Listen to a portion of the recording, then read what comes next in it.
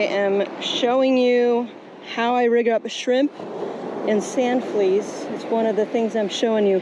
So I'm going to take some of these Diet Pepsi shrimp. These have been soaking all night in Diet Pepsi. We're going to put them...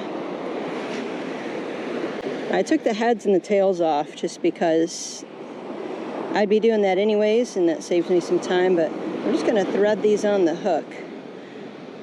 But it's been a while fishing. Actually, some of these hooks are getting rusted, so I probably should get rid of them soon. And then I'm just going to tip it with a small piece of fish gum here. But this is my first rig going out today. And this is actually too big. I'm going to cut this even smaller because I really just want it to tip it here.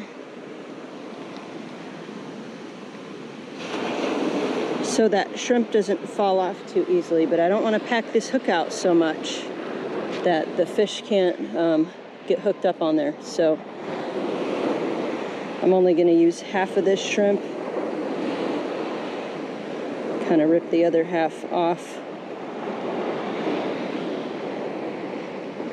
And so you really don't need a big piece of shrimp. This can catch a nice big fat whiting.